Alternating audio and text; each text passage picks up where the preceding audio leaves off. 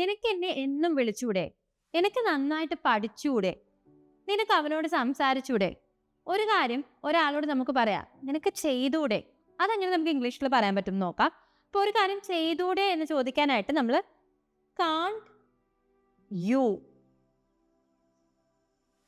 എന്ന ഫ്രേസ് വെച്ച് സ്റ്റാർട്ട് ചെയ്യാം. നിനക്ക് ചെയ്തൂടെ എന്ന് ചോദിക്കുമ്പോൾ കാൺട്ട് യു, നിനക്ക് എന്നെ എന്നും വിളിച്ചൂടെ? Can't you call me every day, നിനക്ക് എന്നെ എന്നും വിളിച്ചൂടെ?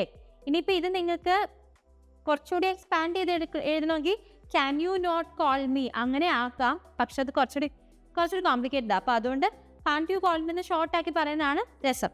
സോ നിനക്ക് എന്നെ എന്നും വിളിച്ചൂടെ? Can't you call me every day. ഇനി നിനക്ക് നന്നായി പഠിച്ചൂടെ എന്നൊരാളോട് ചോദിക്കണമെങ്കിൽ എങ്ങനെ ചോദിക്കാം? നിനക്ക് നന്നായി പഠിച്ചൂടെ? കാൺട്ട് യു, നിനക്കൊരു കാര്യം ചെയ്തൂടെ എന്നാണ് ചോദിക്കുന്നത്. അപ്പോൾ കാൺട്ട് യു വെച്ചിട്ട് സ്റ്റാർട്ട് ചെയ്യണം. കാൺട്ട് യു, നിനക്ക് നന്നായിട്ട് പഠിച്ചൂടെ? കാൺട്ട് യു സ്റ്റഡി വെൽ, നന്നായിട്ട് പഠിച്ചൂടെ എന്നുള്ളതിനാണ് സ്റ്റഡി വെൽ എന്ന് നമ്മൾ പറയുന്നത്. ഇതേ കാര്യം നമ്മൾ അവന് ചെയ്തൂടെ എന്നാണ് ചോദിക്കുന്നതെങ്കിൽ അത് കാൺ ഹി എന്നാകും. അവൾക്ക് ചെയ്തൂടെ, കാൺ ഷീ എന്നാകും. അവർക്ക് ചെയ്തൂടെ, കാൺ ദേ എന്നാകും. അപ്പം നിനക്ക് ചെയ്തൂടെ എന്ന് വന്നതുകൊണ്ടാണ് കാൺ യു യൂസ് ചെയ്യുന്നത്. അപ്പം നിനക്ക് അവനോട് സംസാരിച്ചൂടെ, ഇതെങ്ങനെ ഇംഗ്ലീഷിൽ പറയുന്ന നിങ്ങൾ കോമെന്റ് ചെയ്യുക. Thank you. English Mitra. Stop worrying, start learning.